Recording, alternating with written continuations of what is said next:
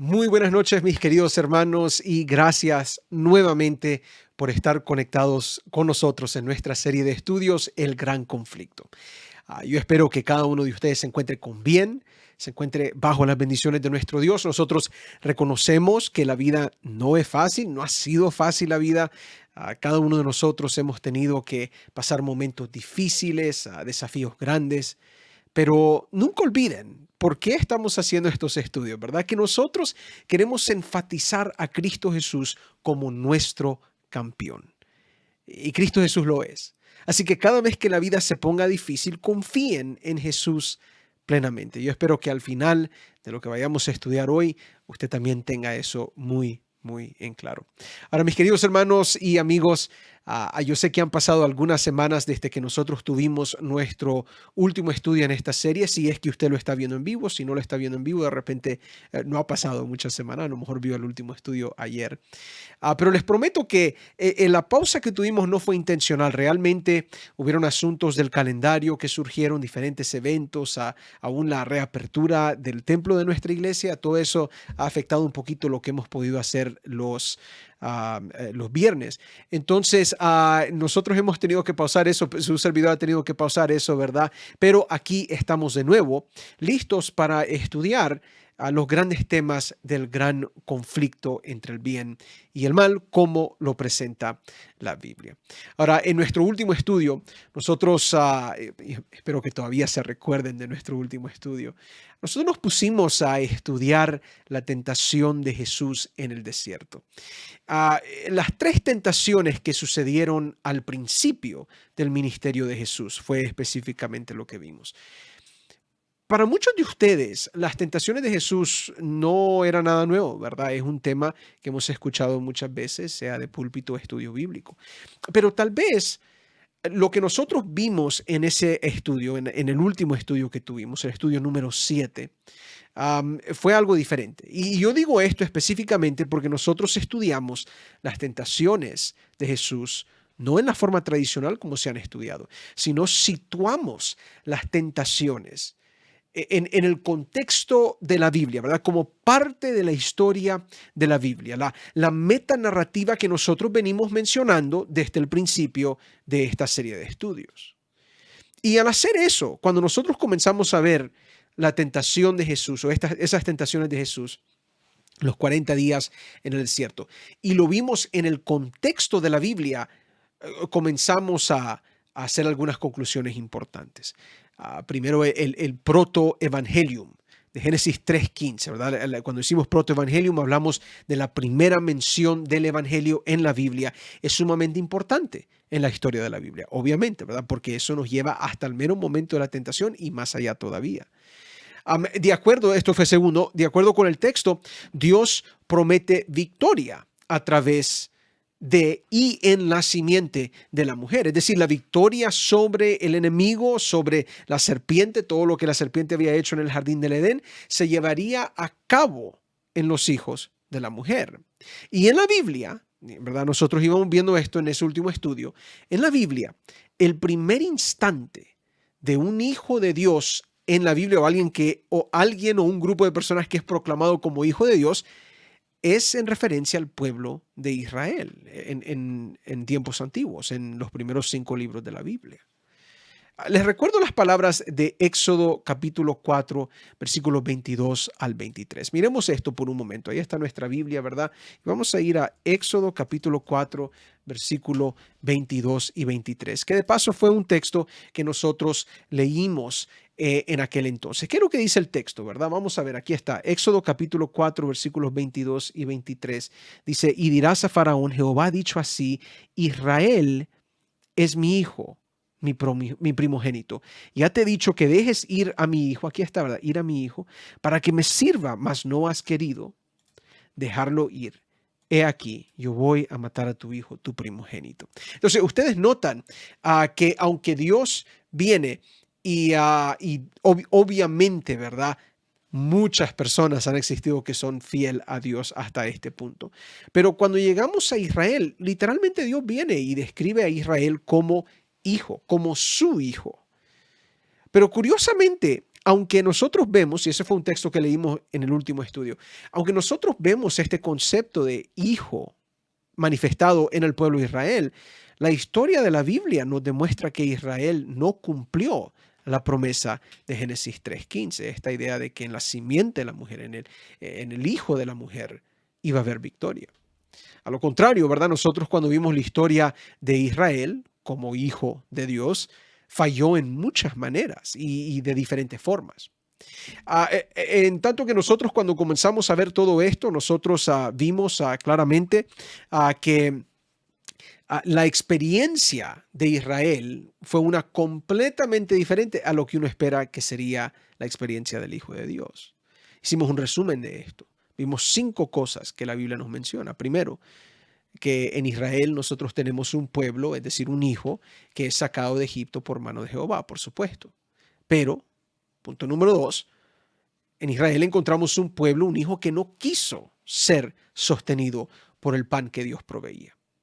Vemos en Israel un pueblo, un hijo que tentó a Jehová con sus quejas. También en la misma historia de la Biblia se nos dice que Israel fue un pueblo, fue un hijo que adoró a otros dioses. Y finalmente vimos que Israel fue un pueblo, fue un hijo, como Dios lo declara, pero uno que no confiaba en Dios, más bien llegó a tener que sufrir 40 años en el desierto porque no confiaban plenamente en Dios. Entonces, pasando los años, Israel falla en este concepto de hijo de Dios. ¿Dónde está la victoria? No hubo la victoria hasta que llega Jesús. Y en Jesús se cumplen todas las cosas donde Israel falló. Recuérdense que cuando Jesús es bautizado, la Biblia dice que el cielo se abrió, ¿verdad? Y se escuchó una gran voz diciendo, he aquí mi Hijo amado en quien yo tengo complacencia. Hablando muy similar en las palabras de Éxodo, de lo que nosotros vimos allí en el texto que apenas leímos. Pero lo interesante es que cuando Jesús llega, todo lo que Israel no pudo hacer, Jesús lo pudo hacer. Y comenzamos con la similitud. Punto número 1, en Jesús, ¿verdad? Tenemos un hijo que es sacado de Egipto por orden de Dios. En Jesús nosotros tenemos un hijo que no depende de pan, sino de toda palabra que sale de la boca de Jehová. En la tentación nosotros vemos que Jesús es un hijo que no tienta a Dios con sus acciones. Israel lo hizo, pero Jesús no lo hace. También en Jesús nosotros encontramos un hijo que no adora a otros dioses. Solo sirve a Jehová. No se va a postrar ante nadie más, excepto el único Dios que merece todo eso. Y por último, en Israel nosotros encontramos un hijo que pasa 40 días en el desierto, pero confía en Dios y sale victorioso. Es un gran pero, ¿verdad? Que sí, ahí está sufriendo en el desierto por 40 días sin poder comer, pero Jesús sale victorioso al final. En otras palabras, donde nosotros fallamos como pueblo, esto es lo que la Biblia nos está diciendo, donde nosotros fallamos como pueblo, Jesús obtiene la victoria. Pudiéramos ponerlo de otra manera. La Biblia nos enseña que en Jesús se cumple la promesa de Génesis 3:15. Y en Jesús se obtiene la victoria que nosotros no hemos podido obtener por nosotros mismos. Así que esto sin duda son buenas nuevas, ¿verdad? Protoevangelium, el primer evangelio, las primeras buenas nuevas se cumplen en Jesús y de paso esto tendrá mucho más peso en las siguientes semanas. Ahora, hoy nosotros, eso fue nuestro repaso, ¿verdad? Pero hoy nosotros vamos a continuar esta historia en nuestro estudio número 8 de nuestra serie El Gran Conflicto.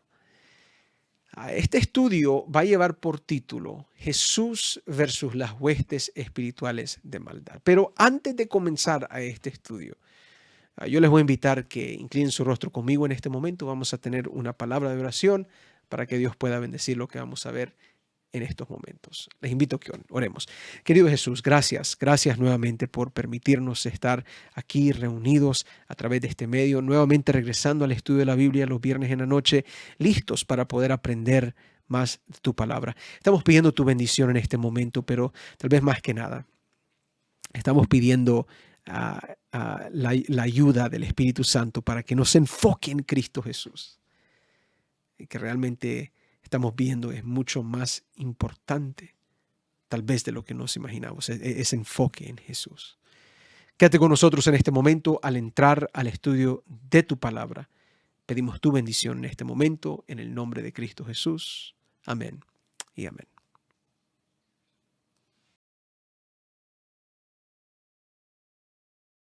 Creo que para estas alturas en nuestros estudios, nosotros tenemos el desarrollo de una historia importante en la Biblia que se manifiesta en un gran conflicto.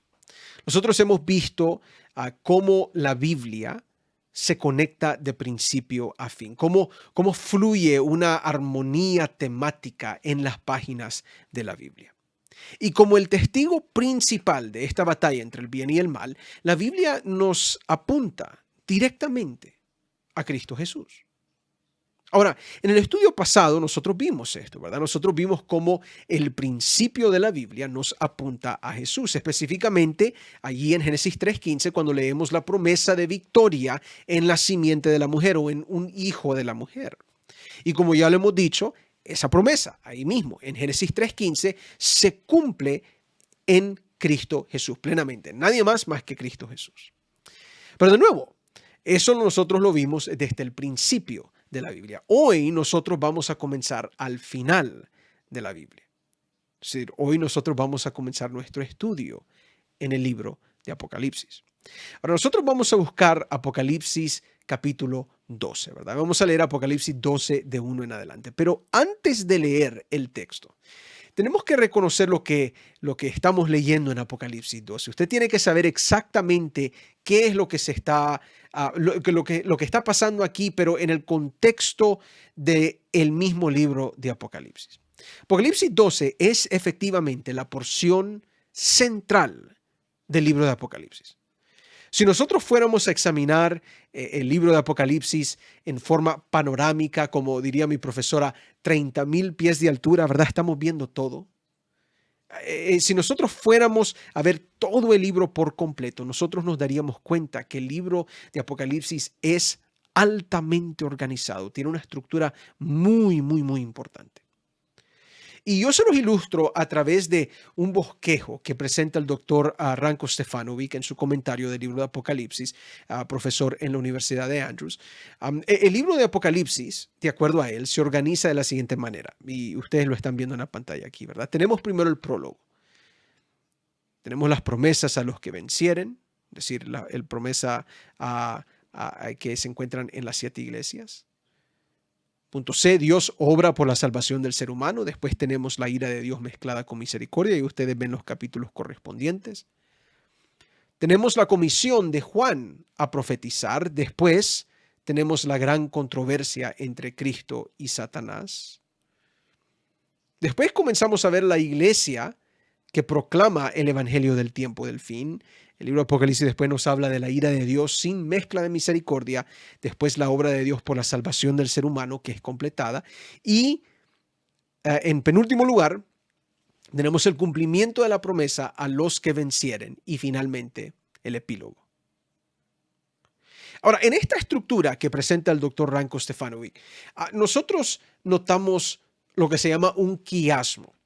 Esta es una estructura literaria que se basa en paralelos entre primera y segunda parte, ¿verdad? Entonces ustedes pudieron notar que no solo pusimos una lista de cosas ahí en el libro de Apocalipsis, sino lo pusimos en cierto orden, ¿verdad? Vieron cómo los puntos paralelos corresponden con sus letras, ¿verdad? El punto A corresponde con el punto A con su marquita ahí. Esta es una estructura literaria que se encuentra comúnmente en la literatura hebrea, especialmente en la Biblia. Ahora, no nos vamos a meter mucho a conceptos de literatura, ¿verdad? Y cómo se componían estas cosas, pero este es el punto. La razón por qué se usa tanto el quiasmo, este orden estructural en la literatura hebrea, es para hacer énfasis en el centro del quiasmo, para conectar nuestra atención o para concentrar nuestra atención a lo que está en medio de los paralelos. Y en este bosquejo de Apocalipsis, el que ustedes vieron, ustedes notaron lo que está en el centro. En el centro está el gran conflicto entre Cristo y Satanás, específicamente lo que sucede en Apocalipsis capítulo 12 y capítulo 13. Por tanto, lo que nosotros vamos a leer en estos textos es la porción central del libro de Apocalipsis. El libro de Apocalipsis nos está llamando la atención a eso mismo y debemos ponerle mucha atención a lo que se nos va a describir. Así que busquemos nuevamente entonces aquí en nuestras Biblias y vamos a ir ahí a Apocalipsis capítulo 12, ¿verdad? Apocalipsis capítulo 12, versículo 1. Ahí lo tenemos en la pantalla, ya está listo. Vamos a leer estos versículos, leamos, ¿verdad? Dice aquí: apareció en el cielo una gran señal, una mujer vestida del sol, con la luna debajo de sus pies y sobre su cabeza una corona de 12 estrellas. Y estando encinta clamaba con dolores de parto en la angustia de alumbramiento. También apareció otra señal en el cielo. He aquí un gran dragón escarlata que tenía 7 cabezas y 10 cuernos, y en sus cabezas 7 diademas. Un poquito más abajo, versículo 4. Y su cola arrastraba la tercera parte de las estrellas del cielo y las arrojó sobre la tierra.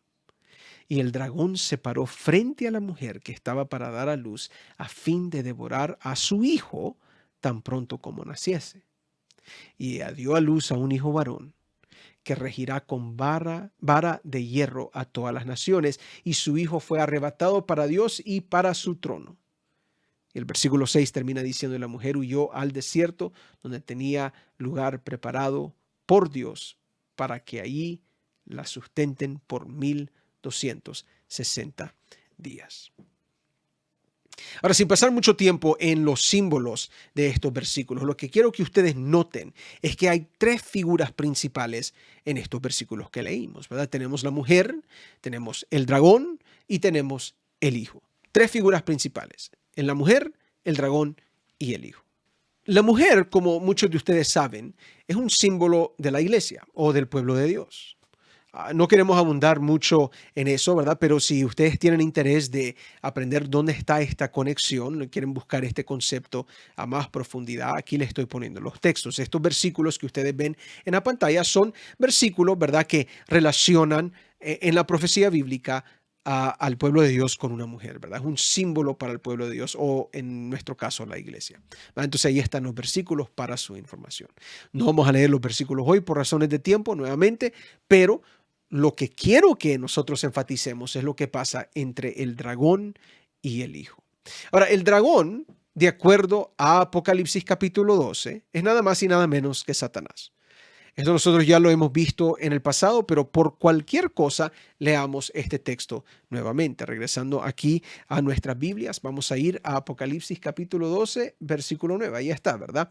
Y fue lanzado fuera el gran dragón, la serpiente antigua, que se llama Diablo y Satanás. Ahí está, claramente descrito. Entonces el dragón es la misma serpiente antigua del jardín del Edén, mismo Satanás que ataca a Jesús en el desierto. Ahora, también, de acuerdo a lo que nosotros leímos ahí mismo en Apocalipsis 12, el hijo tiene que representar únicamente a Jesús. Porque noten lo que se dice de Jesús en el versículo 5. Dice que ella dio a luz un hijo, que está un hijo varón, que regirá con vara de hierro a todas las naciones, y su hijo fue arrebatado para Dios y para su trono. Ahora, de nuevo, solo leyendo el texto, tiene que ser Cristo Jesús. Pero lo interesante es que estas palabras que encontramos aquí en Apocalipsis 12, 5, son palabras que se repiten en otra parte de la Biblia, específicamente en un salmo mesiánico de David. En Salmo capítulo 2, y vamos a leer los versículos 7 al 9, pero vamos a hacer algo aquí para ayudarnos un poquito. Vamos a abrir otra versión de nuestra Biblia. Aquí está, perfecto, ¿ok? Y vamos a ir aquí a Salmo capítulo 2, versículos 7 y 9. Entonces usted está viendo los versículos ahí, noten lo que dice la Biblia. Dice: yo publicaré el decreto, Jehová me ha dicho, mi hijo eres tú, yo te engendré hoy. ¿Verdad? De nuevo, este es un salmo mesiánico. Y miren lo que dice el versículo 8. Vamos a acomodar esto aquí un poquito ahí para que nos ayude. Perfecto. Dice: pídeme y te daré por herencia las naciones y como posesión tuya los confines de la tierra. Los quebrantarás con vara de hierro. Como vasija de alfarero lo desmenuzarás. Ahora, ustedes notan la similitud aquí. Aquí se nos habla de regir con vara de hierro, ¿verdad? Vamos a subrayar eso ahí, ¿verdad? Y aquí también se nos está hablando con la misma vara de hierro. Y entonces aquí en el versículo 8 se nos habla herencia de todas las naciones, ¿verdad? Y está en anaranjado. Y aquí nuevamente, ¿verdad? Tenemos este concepto a todas las naciones. Literalmente lo que estamos viendo nosotros en la Biblia es que Juan, cuando recibe la visión, está recibiendo esta visión y se le ha indicado, ¿verdad?, de que estamos hablando del mismo personaje que se encuentra en Salmos capítulo 2. Es decir, todo esto tiene que ver con Cristo Jesús. Claramente, el Hijo en este texto es Jesús, ¿verdad? Claramente. Ahora, yo quiero que ustedes noten lo que está pasando entre el dragón, Satanás, la serpiente antigua, y este Hijo que representa a Jesús. En estos versículos de Apocalipsis 12, nosotros podemos ver conflicto entre Jesús y Satanás, entre Hijo y el dragón, o que de acuerdo a Apocalipsis 12:9 pudiéramos decir que es un conflicto entre el Hijo y la serpiente antigua. En otras palabras, la promesa de Génesis 3:15, donde nosotros vemos la promesa de un hijo en conflicto, en controversia contra la serpiente, se repite nuevamente en Apocalipsis 12. Ambos están hablando del mismo evangelio, de las mismas buenas nuevas. Claro, Apocalipsis 12 está usando otros símbolos, seguramente, pero el mensaje es el mismo. Cristo Jesús y el dragón, como representantes del bien y del mal, respectivamente, se encuentran en un conflicto histórico. Y por supuesto, aunque el dragón intenta destruir al niño simbólico, ¿verdad?, que representa a Cristo Jesús en Apocalipsis 12, el Hijo sale victorioso. El Hijo finalmente sale reinando, dice el texto, arrebatado al cielo para ser Rey de Reyes sobre todas las naciones. Y de todos modos, la Biblia nos dice que el dragón es derrotado también, ¿verdad? Un poquito más adelante, específicamente en Apocalipsis 12, 7 en adelante. Si ustedes notan, vamos a regresar aquí nuevamente a nuestras Biblias. Vamos a ver aquí, perfecto, aquí estamos. Vamos a cerrar esto aquí para ayudarnos aquí un poquito.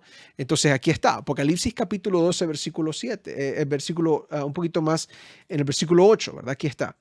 Sabemos que el dragón está luchando contra Miguel y sus ángeles. Dice, pero no prevalecieron ni se halló ya lugar para ellos en el cielo. Entonces, el dragón en Apocalipsis 12:8 es derrotado, ¿verdad?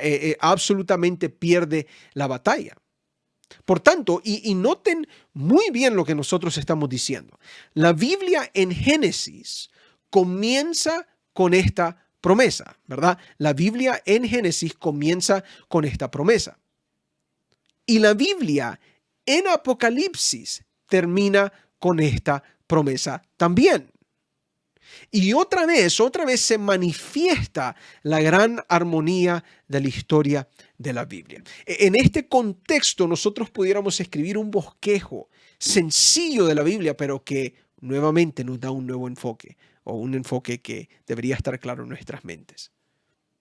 El bosquejo sería más o menos en orden quiástica, en una estructura de quiasmo. Aquí les va, sería esto. Tenemos primeramente promesa de la victoria del Hijo sobre la serpiente en Génesis. Después tenemos la historia del pueblo de Dios en el gran conflicto del Antiguo Testamento. Jesús obtiene victoria en el gran conflicto en su vida y su muerte. Después en el Nuevo Testamento tenemos la historia de la iglesia en el gran conflicto y terminamos nuevamente con lo que estamos viendo en Apocalipsis, la promesa de la victoria del Hijo sobre el dragón.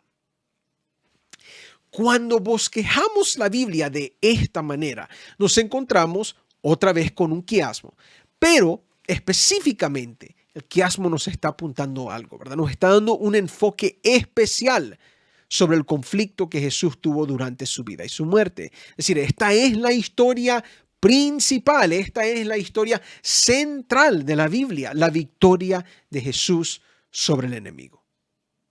Mis queridos hermanos, miren, el gran conflicto, escúchenme bien lo que les voy a decir ahorita, el gran conflicto no tiene que ver principalmente con nosotros. Es cierto, ¿verdad? Nosotros estamos en un conflicto contra las huestes espirituales de maldad. Pero eso es secundario, secundario. Viene en segundo lugar al conflicto de Jesús contra Satanás, contra las fuerzas del mal. La Biblia, tanto del principio hasta el mero fin, se enfoca en las acciones de Jesús en este gran conflicto. A eso es lo que nos lleva a todo esto. En otras palabras, esta historia del gran conflicto tiene que ver menos con nosotros y más con Jesús. No que no estamos involucrados, no me malentiendan. Estamos involucrados y estaremos viendo eso en los siguientes estudios. Pero yo les pregunto, de acuerdo a todo esto, sin Jesús, ¿realmente qué esperanza alguna tenemos? ¿Qué esperanza tendríamos? Que si Jesús no fuera el centro de esta historia, ¿qué esperamos obtener? No podemos obtener nada. Y yo creo que este es el punto de las historias, ¿verdad? Cuando la Biblia todo nos está diciendo, mira a Jesús, mira la victoria de Jesús, eleva a Jesús, aprende de Jesús, todas esas cosas, la Biblia nos está diciendo es acerca de Jesús y de lo que Él hizo contra las fuerzas de maldad. Realmente nos dicen, mira, es que ustedes como seres humanos no pueden, necesitan a Jesús. Y yo creo honestamente que las historias de los evangelios que registran las obras de Jesús y cómo Jesús se enfrentó contra las fuerzas del mal, específicamente nos están hablando de estas cosas. Especialmente cuando nosotros vemos a Jesús tratar el problema de ángeles caídos y espíritus demoníacos, ¿verdad? Nosotros ya sabemos. Espero que esto sea claro, ¿verdad? Nosotros ya sabemos que Jesús obtuvo victoria sobre Satanás en el desierto, pero lo que los evangelios nos dicen es que después que Jesús obtuvo la victoria sobre Satanás en el desierto, esa victoria se traslada al pueblo a través del ministerio de curación de Cristo Jesús. Nosotros lo vemos inmediatamente en Mateo capítulo 4. Yo creo que ustedes miran y captan rápidamente. Si usted va leyendo Mateo 4, al principio del ministerio de Jesús, Jesús ya está tratando estas cosas. Recuerden que Mateo 4 primero comienza con el registro histórico de las tentaciones de Jesús en el desierto. Pero en el mismo capítulo, este es el principio del ministerio de Jesús, ¿verdad? Jesús aún no ha dado el sermón del monte, pero en el mismo capítulo 4 nosotros encontramos las primeras obras de Jesús y entre ellas está este problema de los espíritus caídos y cómo Jesús enfrentaba todas estas cosas. Noten lo que Jesús estaba haciendo aquí, ¿verdad? Vamos a regresar aquí a nuestras Biblias y vamos a ir a Mateo capítulo 4, ¿ok? Mateo capítulo 4, versículo 23. Noten lo que la Biblia dice aquí, ¿verdad? Dice, vamos a leer ahí hasta el versículo 25. Dice, y recorrió Jesús toda Galilea, enseñando en las sinagogas de ellos y predicando el evangelio del reino y sanando toda enfermedad y toda dolencia en el pueblo. Y se difundió su fama por toda Siria.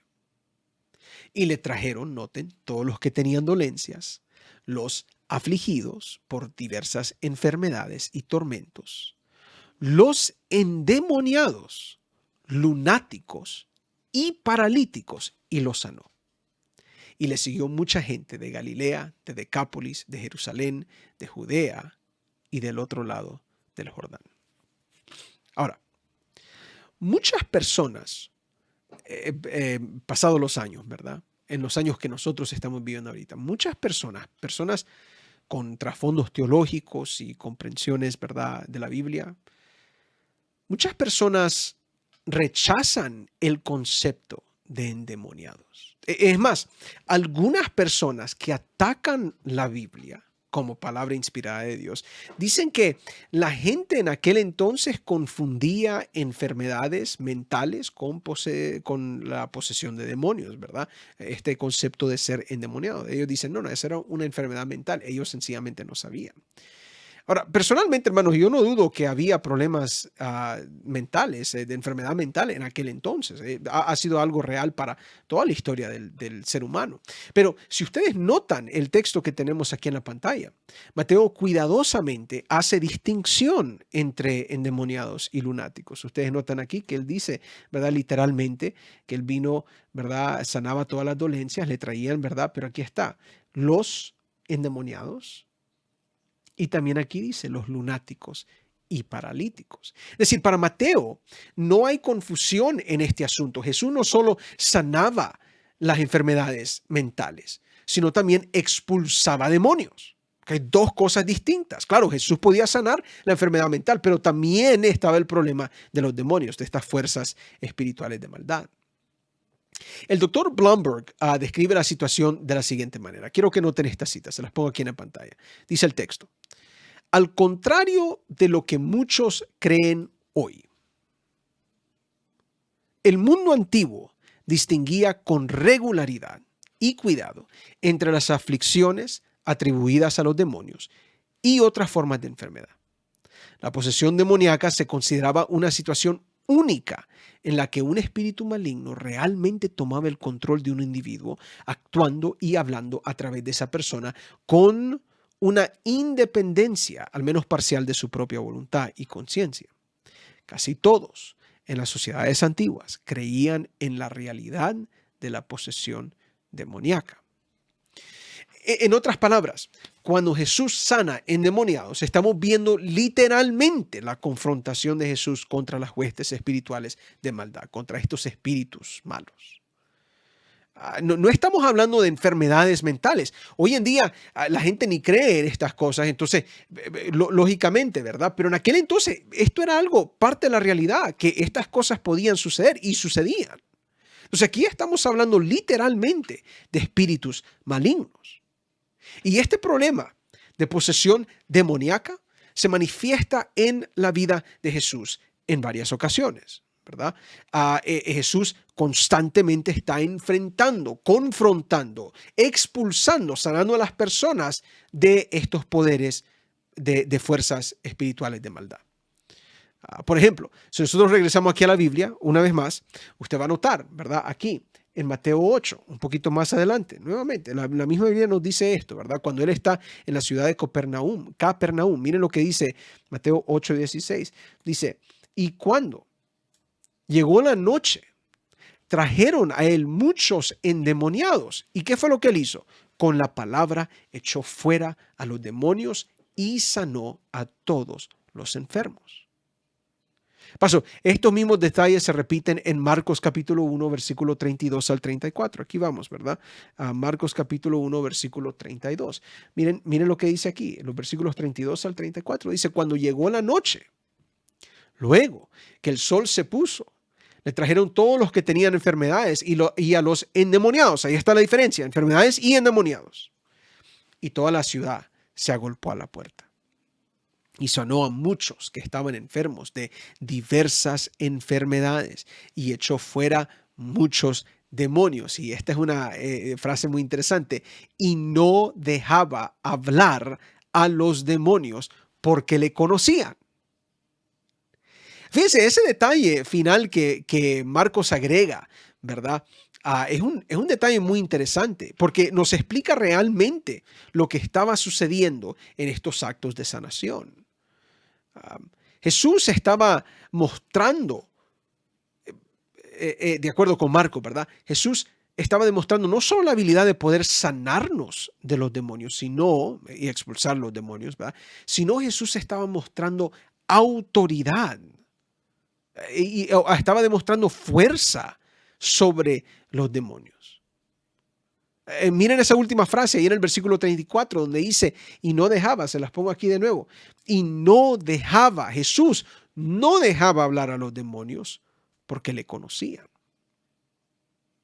Tal vez el mejor ejemplo que nosotros tenemos de esta autoridad que Jesús manifiesta sobre las huestes espirituales de maldad, lo encontramos en Mateo capítulo 8 también, cuando Jesús llega a la tierra de los Gadarenos.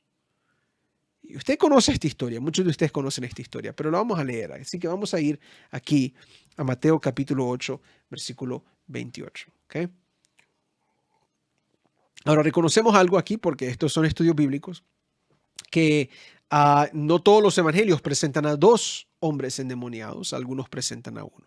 Pero estamos leyendo la versión de Mateo por el momento, ¿verdad? Y estaremos entrando un poquito más a las otras versiones. Pero noten lo que pasa, ¿ok? Esto es Mateo capítulo 8, versículo 28 en adelante. Dice la Biblia: cuando llegó a la otra orilla, a la tierra de los Gadarenos, vinieron a su encuentro dos endemoniados que salían de los sepulcros, feroces en gran manera, tanto que nadie podía pasar por aquel camino. Y clamaron diciendo: ¿qué tienes con nosotros, Hijo de Dios? ¿Has venido acá para atormentarnos antes de tiempo? Estaba paciendo lejos de ellos un hato de muchos cerdos. Y los demonios le rogaron diciendo: si nos echa fuera, permítenos ir a aquel hato de cerdos. Y él les dijo: id. Y ellos salieron y se fueron a aquel hato de cerdos. Y he aquí todo el hato de cerdos se precipitó en el mar por un despeñadero y perecieron en las aguas. Y los que los apacentaban huyeron y vinieron a la ciudad, contaron todas las cosas y lo que había pasado con los endemoniados. Ahora, nosotros notemos algo muy interesante con esta historia. En primer lugar, antes que estos hombres fueran sanados de esos demonios, nadie podía contra ellos. Nadie podía contra ellos. Esto es interesante, ¿verdad? Porque la Biblia nos dice a nosotros que nadie podía pasar por ese camino por ahí porque ellos controlaban todas esas cosas, porque eran feroces en gran manera. A mí me gusta cómo lo describe Marcos, capítulo 5, versículos 2 al 4. Y noten lo que pasa aquí, ¿ok? Marcos capítulo 5, versículo 2, el mismo instante, pero esto es muy importante. Dice: cuando salieron de la barca, enseguida vino a su encuentro de los sepulcros un hombre con un espíritu inmundo que tenía su morada en los sepulcros, y nadie podía atarle, ni aun con cadenas. Porque muchas veces había sido atado con grillos y cadenas, mas las cadenas habían sido hechas pedazos por él y desmenuzados los grillos, y nadie, noten, nadie le podía dominar. Capten eso por un momento. Nadie le podía dominar, de acuerdo al texto que nos está diciendo la Biblia. ¿Y qué es lo que venimos diciendo? El ser humano por sí solo, no puede contra las huestes del mal. No puede contra espíritus caídos, no puede. Ante los espíritus malignos, me atrevo a decir esto, ante los espíritus malignos, nuestra fuerza no se compara a la de ellos. Nosotros somos incapaces, somos débiles. Pero en la misma historia, ¿okay? En la misma historia, donde se nos enseña a nosotros que los seres humanos no pueden contra estos demonios, no pueden contra estos hombres endemoniados, los demonios mismos demuestran un temor hacia el poder de Jesús. Un temor increíble. En los demonios que han poseído a estos hombres, hay un reconocimiento de la autoridad de Jesús. Miren este texto, ¿ok? Ahora entrando a Lucas 8, donde de nuevo encontramos la otra versión de esta historia. Miren lo que dice, que al ver a Jesús, lanzó un gran grito y postrándose a sus pies, exclamó a gran voz: ¿qué tienes conmigo, Jesús, Hijo del Dios Altísimo? Te ruego que no me atormentes. Fíjense, ese acto de postrarse ante los pies, ¿verdad? Literalmente dice, y se postró a sus pies, postrándose a sus pies, dijo lo que dijo. Entonces, ese acto de postrarse ante los pies de Jesús es un acto de reverencia. O si por lo menos es un acto de humillación ante otro que es más poderoso. En otras palabras, Jesús aquí estaba demostrando completa autoridad sobre todas las huestes del mal. Esto se demuestra claramente en esta historia. Y es más, ustedes notaron, ¿verdad? Cómo aquí la Biblia nos dice a nosotros que estos demonios le preguntaron a Jesús si él había llegado para atormentarlos antes de tiempo. De paso, esa palabra atormentar es la misma que se usa para describir el juicio final que se le va a dar a Satanás en el infierno en Apocalipsis 20. Se habla de tormento, es la misma palabra. Entonces, si hay algo claro que los evangelios están describiendo de la vida de Jesús, es que las fuerzas del mal manifestadas en estos espíritus y ángeles caídos que son demonios no se comparan con la fuerza y la autoridad de Cristo Jesús. Mira, tal vez esos ángeles, no tal vez, estos ángeles son más fuertes que nosotros, esos ángeles tienen más fuerza, más intelecto que nosotros, esos espíritus caídos, esos ángeles caídos, pero ellos no se comparan en fuerza y autoridad con Cristo Jesús. Tanto que Jesús puede atormentarlos a ellos en el momento que Jesús quisiera. Ahora, de nuevo, si se comparan con nuestra fuerza, en estos casos se nos demuestra que ellos son mucho más poderosos que nosotros, pero recordemos tanto Génesis 3:15 como Apocalipsis capítulo 12, donde se nos dice que Jesús es el que gana, Jesús es el que pelea, Jesús es el que pisa la cabeza de la serpiente o derrota las fuerzas angelicales del dragón. Es Jesús el que hace eso. En el conflicto entre el bien y el mal, nunca se te ocurre, nunca se te vaya a ocurrir enfrentar las fuerzas del mal por sí solo. Nunca. Eso es locura. ¿Ok? O Jesús está peleando por ti, o prepárate para ser vencido, para ser dominado, como dice el texto. Prepárate para eso. Mira, los evangelios nos están diciendo algo bien claro, ¿verdad? Algo que creo que debemos realmente de tomarlo de corazón. Yo lo he dicho muchas veces, pero lo voy a seguir diciendo. Una de las cosas que la Biblia nos enseña es que nosotros por nuestra cuenta no podemos. ¿Okay?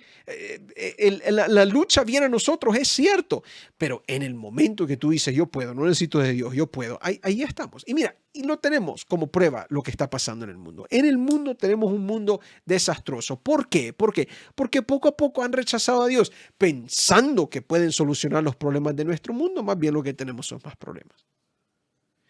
En Jesús podemos obtener la victoria sobre la maldad.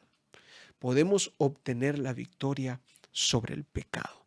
En Jesús podemos tener victoria sobre las fuerzas espirituales de maldad que nos atacan vez tras vez. Pero todo es en Jesús, en Jesús, en Jesús. No en tu fuerza, no en tus esfuerzos más grandes que tengas en tu vida. No, en Jesús. Y con esto yo no estoy diciendo que no importa lo que hacemos. Claro que importa, pero el acto más importante es nuestra fe en Jesús. De todas las cosas que el ser humano puede hacer, lo más importante es depender de Jesús. No hacemos eso, entonces, ¿qué va a pasar? Vamos a pasar por el caminito ahí de los gadarenos y entonces van a salir los demonios y nos van a apoderar. No podemos contra ellos. Y aunque nosotros los atemos a ellos en cadenas, ellos se van a soltar porque siguen siendo más fuertes. Ahora, todo esto suena como muy buenas noticias, ¿verdad? Uno dice amén a esto, gloria a Dios por eso. Me imagino que en este momento usted está pensando amén, gloria a Dios en Jesús, en Jesús. Cierto, pero estas historias también nos dicen que aunque las personas vieron el poder libertador de Jesús y sabían que Jesús podía dominar y expulsar demonios, de todos modos rechazaron a Jesús. Paso, vemos esto en dos instantes. Y lo rechazan a Jesús por dos diferentes razones. Primeramente, el rechazo del poder libertador de Jesús es causado por miedo. Y esto nosotros lo vemos ahí mismo. Estamos en Lucas 8, sí estamos en Lucas 8. Aquí en mi Biblia, aquí se los voy a poner de nuevo en la pantalla. Ok, Lucas 8. Sigamos leyendo esta historia, ¿verdad? En el versículo 34. Miren lo que pasa aquí. Ok. mi historia aquí hasta el 25, versículo 37. Ahí está. Entonces, ¿qué es lo que dice la Biblia? Mire, dice, los que apacentaban los cerdos, cuando vieron lo que había acontecido, huyeron y yendo dieron aviso en la ciudad y por los campos. Yo haría lo mismo, ¿verdad? Ir a contarle a todo el mundo lo que vi. Pero dice el versículo 35, y salieron a ver lo que había sucedido, y vinieron a Jesús y hallaron al hombre de quien habían salido los demonios, sentado a los pies de Jesús, vestido y en su cabal juicio. Y, dice el texto, tuvieron miedo. Y los que habían visto les contaron cómo había sido salvado el endemoniado. Entonces toda la multitud de la región alrededor de los gadarenos le rogó que se marchase de ellos, pues tenían gran temor. Y Jesús, entrando en la barca, se volvió. ¿Okay? Jesús, entrando en la barca, se volvió.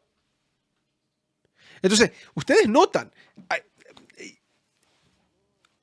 el fin de esta historia parece ser ilógico. Porque si estos endemoniados, si estos demonios atormentaban a las personas en el área, dígame, por un momento, ¿quién no estaría alegre de que ahora esos demonios ya no están ahí, verdad? Lógicamente, ¿por qué no demostrar un espíritu de gratitud? Pero no, eso no fue así. Aunque Dios puede liberar y quiere liberar, el corazón que no está abierto a la obra divina llega a sentir miedo, no agradecimiento. Más, pensemos por un momento en lo que sucede con Adán y Eva. Ustedes se recuerdan esa historia, ¿verdad? Ellos cuando caen en pecado, lo primero que ellos hacen es esconderse de Dios. Ahora, ¿por qué es que se esconden de Dios? Bueno, porque hay vergüenza, ¿verdad? Pero también porque la santidad de Dios, en cierta manera, al pecador condena, ¿verdad? Uno se siente, ay, miserable de mí, diríamos nosotros, ¿verdad? Diríamos como Isaías dice en Isaías capítulo 6, ¿verdad? Ay, ¿qué será de mí? Que soy hombre, ¿verdad? De labios mentirosos. La idea es que cuando nosotros estamos allí al frente, ¿verdad? De la presencia de Dios y no estamos limpios, nos hacemos más pequeños y sentimos temor, sentimos miedo, porque Dios puede completamente quitar esas cosas. Puede eliminarnos inmediatamente, puede matarnos si quisiera. Ahora, Dios no hace esas cosas porque Dios es amor, obviamente, pero de que lo puede hacer, lo puede hacer. Entonces, lo interesante, ¿verdad? Es que ahí está el problema. Ellos le comienzan a rogar a Jesús, vete de aquí, vete de aquí. ¿Por qué? Porque tenían miedo, no habían visto a alguien con tanto poder, pero era un buen poder, un poder para liberar, pero no lo habían visto. Ahora, por un lado, ¿verdad? El miedo viene, ¿verdad? Y como que nos empuja lejos de Dios.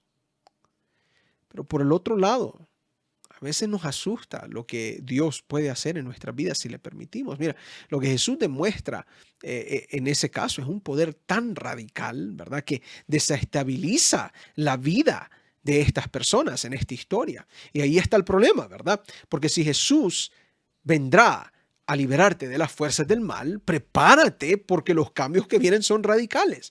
Muchas personas no se entregan a Jesús porque están atados a la vida que ellos están viviendo ahorita. Ellos saben que si se entregan a Jesús vienen cambios y la persona no quiere ver el cambio. Es triste, pero es la realidad. Muchas personas no quieren ver esos cambios. Entonces, aquí tenemos un ejemplo donde las personas están con miedo, después que han visto el poder libertador, están viendo lo que Dios puede hacer. Dicen, no, mejor vete de aquí. Ahora, también vale mencionar, ¿verdad? Como les dije, el miedo hacia Dios es producto del pecado, pero Dios quiere liberarnos de las ataduras del pecado. Ese es el deseo de Dios, pero Dios no te va a forzar sobre ti esa liberación, no va a librarte a la fuerza. La decisión sigue siendo tuya. La decisión sigue siendo de uno. Entonces, la gente lo rechazó a Jesús, aún después de haber demostrado poder libertador. La gente lo rechazó ahí en esa área. Y eso es muy triste, ¿verdad? Pero es como esa semilla que cae sobre la piedra. Ven que algo brota, pero eventualmente se cae. Vieron el gran milagro de Dios, pero no, mejor no. Ahora, el segundo instante, y este es muy interesante, y aquí es donde vamos a terminar hoy, el segundo instante donde las personas rechazaron a Jesús después de haber demostrado su poder libertador, después que Jesús demostró cómo él podía sacar demonios, se encuentra en Mateo capítulo 12, versículos 22 en adelante. Y vamos a buscar aquí nuevamente nuestras Biblias, les voy a poner aquí nuestras Biblias, Mateo capítulo 12, ¿no? Versículo 22. Mateo capítulo 12, versículo 22. Y vamos a leer aquí del 22 al 24. Note lo que pasa, dice aquí. Entonces fue traído a él un endemoniado, ciego y mudo, y le sanó, de tal manera que el ciego y mudo veía y hablaba. Gloria a Dios por eso, ¿verdad? Toda la gente estaba atónita y decía, ¿será este aquel hijo de David? ¿Será, en otras palabras, será este el Mesías que estamos esperando? Mas los fariseos, al oír esas palabras, decían, no, este no echa fuera los demonios, sino por Beelzebú, príncipe de los demonios. Fíjense que aquí en estos textos nosotros podemos ver la reacción de los fariseos al ver el poder que Jesús tenía sobre las fuerzas del mal, y en esa reacción, ¿verdad? Ellos, en vez de decir, wow, mira lo que ha pasado, gloria a Dios por esto, ellos más bien acusaron a Jesús de sacar demonios con el poder de Satanás. Ahora, ustedes notan, Jesús en aquel entonces, ahorita lo van a ver en un momento, pero en aquel entonces habían otras personas que se especializaban en sacar demonios también. Lo curioso es que usaban todas estas diferentes tácticas y fórmulas en las palabras y amuletos y simbolismos, cosas así. Pero Jesús no usa ninguna de estas cosas. Él no tiene. Lo único que tiene que es ordenar, y el demonio obedece porque reconoce el poder que hay detrás de Cristo Jesús, el poder que hay en Cristo Jesús. Entonces, lo curioso es que los fariseos vienen y lo que dicen básicamente es que Jesús, al sacar el demonio, está cooperando con el mismo Satanás que controla ese demonio. Es decir, que lo que había aquí era una cooperación entre Satanás y Cristo Jesús. Y obviamente nosotros sabemos que eso no es cierto porque ellos están en conflicto, ellos están luchando el uno contra el otro. Pero miren lo que pasa en el conflicto, cuando deberíamos de ver la obra de Dios versus la obra del enemigo, ¿verdad? Entonces, cuando comenzamos a ver que estas dos cosas están luchando, estos dos lados están luchando los unos con los otros, por incredulidad, porque ese fue el problema de ellos, por incredulidad, ellos comienzan a decir, no, lo bueno es malo. Causa confusión. La incredulidad, de paso, hermanos, nos afecta a todos de vez en cuando. Cada uno de nosotros somos atacados de muchas maneras. Y en vez de ir a Jesús y pedir ayuda, ¿qué es lo que nosotros hacemos? Nos volvemos incrédulos. Pensamos que Dios, fíjense, pensamos que Dios no puede ayudarnos en ese problema. Y a veces cuando Dios nos ayuda con ese problema, de repente nos manda una bendición, dudamos de que vino de Dios. No, esto no pudo haber sido de Dios. Ay, queremos estar ahí metidos en el problema, no queremos salir del problema, o a veces pensamos que sencillamente Dios no quiere salvarnos de este problema. Los fariseos tenían un problema muy grande. Ellos estaban viendo las obras del Señor Jesús. Estaban viendo las obras de Dios, obrando, libertando a las personas. ¿Y cómo es? Fíjense, personas que estaban siendo liberadas hacia la salvación con las manos de Jesús. Había un grupo de personas, un grupo de líderes religiosos que más bien estaban presentando obstáculos para que esas personas se pudieran regocijar en lo que Jesús estaba ofreciendo. Esos obstáculos vinieron porque ellos eran incrédulos. Ellos no creían que Jesús era el Mesías. Pero cuando uno ve estas cosas, tiene que quedarse en claro. Hermanos, no podemos dudar del poder de Dios, no podemos. No podemos dudar de la autoridad de Jesús, de la autoridad que Jesús tiene sobre las huestes espirituales de maldad. Al fin de todo caso, Jesús, recuérdense, es victorioso, será victorioso, es más, y nos permite participar de esa victoria si confiamos en su poder libertador, si confiamos en él. Fuera de eso, aunque Jesús tenga el poder de liberarnos, aunque Jesús fuera a tener ese poder, nosotros estaremos atados a los problemas de esta vida si es que no le estamos dando la victoria, lugar a la victoria de Cristo Jesús. Pero terminemos esta historia, porque quiero terminar con este punto aquí. Y nosotros aquí, entrando al versículo 25 nuevamente, miren lo que dice la Biblia.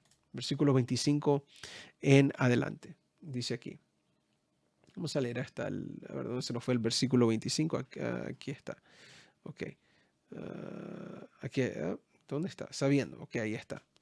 Y leamos aquí hasta el versículo 28. Dice, sabiendo Jesús los pensamientos de ellos, les dijo, todo reino dividido contra sí mismo es asolado. Y toda ciudad, es decir, cuando hay guerra civil, ¿verdad? Es asolado. Y toda ciudad o casa dividida contra sí misma no permanecerá. Y si Satanás echa fuera a Satanás contra sí mismo, está dividido. ¿Cómo pues permanecerá su reino? Y si yo echo fuera a los demonios por Belzebú, ¿por quién los echan fuera vuestros hijos? Por tanto, ellos serán vuestros jueces. En otras palabras, habían otros que estaban sacando demonios, pero ese no era el problema con ellos, porque ahora es el problema de Jesús. Y dice el versículo 28, pero si yo, por el Espíritu de Dios, echo fuera los demonios, ciertamente ha llegado a vosotros el reino de Dios. Esa última frase es poderosa. De nuevo, aquí está, se la ponemos en el centro. Pero si yo por el Espíritu de Dios echo fuera los demonios, ciertamente ha llegado a vosotros el reino de Dios. Miren, yo creo que es muy importante que nosotros reconozcamos que Jesús, ¿desde hace cuánto está liberándonos de las fuerzas del mal? Y eso significa, de acuerdo a este texto, que si el Espíritu de Dios está echando fuera a los demonios, significa que Jesús reina sobre todos, incluyendo ellos. ¿Hay rebelión de parte de ellos? Absolutamente. Pero aquí comenzamos a ver, ¿verdad?, cómo es que Jesús enfrentaba las fuerzas del mal. Jesús no tenía nada que temerles a ellos porque además de ser Dios, fue victorioso en todo.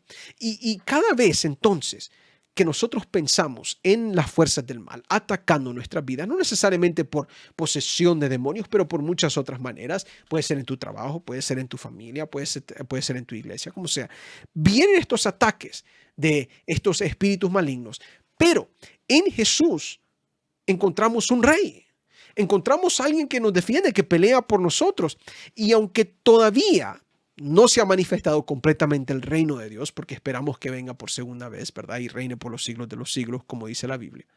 Aunque aún eso no ha pasado, ya el reino de Dios está comenzando a sustituir el reino del enemigo. Aquí en estos textos comenzamos a ver cómo se comienza a transicionar esto. Ya no es el poder del enemigo que está sobre toda la humanidad. Ahora ha venido uno que le ha quebrantado ese poder y ahora él está estableciendo su reino. Y dice Jesús, pero si yo por el Espíritu de Dios echo fuera los demonios, ciertamente hemos cambiado el status quo. Ciertamente hemos llegado al reino de Dios. Y hermanos, si es que así son las cosas, miren lo que estamos diciendo. La Biblia nos dice a nosotros, de principio a fin, que hay un conflicto entre Cristo y Satanás, pero Cristo siempre gana.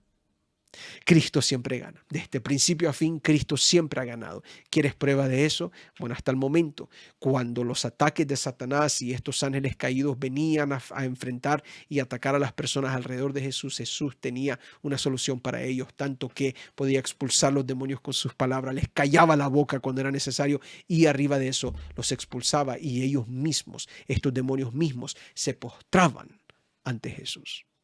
¿Qué me dice eso? Me dice que Jesús tiene poder sobre todo espíritu malo. Y cuando esos espíritus quieran hacernos la vida imposible, hay victoria en Cristo Jesús. Hermanos, piensen en todo esto, porque esto es más o menos como la primera parte de Jesús versus las huestes espirituales de maldad. Porque la segunda parte, en nuestro siguiente estudio, ahora va a ver cómo Jesús completamente destruye las fuerzas de maldad. Pero mientras tanto, hey, hay que seguir celebrando porque Jesús es victorioso en todo esto y Él extiende esa victoria para cada uno de nosotros. Yo les invito en este momento que oren conmigo, ¿verdad? Para concluir nuestro estudio de esta noche. Oremos. Padre nuestro que estás en los cielos, gracias nuevamente por permitirnos estudiar tu palabra, pero más que nada poder ver que en la historia de la Biblia sabemos que está este conflicto entre Cristo y Satanás, entre tú y Satanás. Pero, Cristo salió victorioso siempre. El centro de la Biblia es la vida, la encarnación, la vida de Cristo, la muerte de Cristo, su resurrección. Nosotros comenzamos a ver en el ministerio de Cristo Jesús cómo Él tenía completo control y autoridad sobre las fuerzas del mal, tanto que aunque nosotros éramos afectados por esas cosas, Cristo Jesús nos liberó de ellas. Hoy nosotros estamos agradecidos porque sabemos que en Jesús, aunque estos espíritus son más fuertes que nosotros, no pueden contra nosotros. Pero todo esto en Jesús. Y estamos rogando que cuando la tentación venga, cuando el pecado venga, cuando los problemas de la vida vengan, cuando los problemas en nuestro alrededor vengan, cuando todas esas cosas comiencen a atacarnos de una u otra manera y sentimos que las fuerzas espirituales de maldad comienzan a tomar control sobre todo aspecto de nuestra vida, que podamos recordar que tú eres todopoderoso y tú puedes siempre contra ellos. Gracias por estar con nosotros en esta noche. Gracias por tu bendición. Pedimos que te quedes con nosotros al entrar a las horas del sábado, pero más que nada, siempre ayudarnos a recordar la victoria que hay en ti. Gracias por estar con nosotros. Bendice a mis hermanos en el nombre de Cristo Jesús. Amén y amén.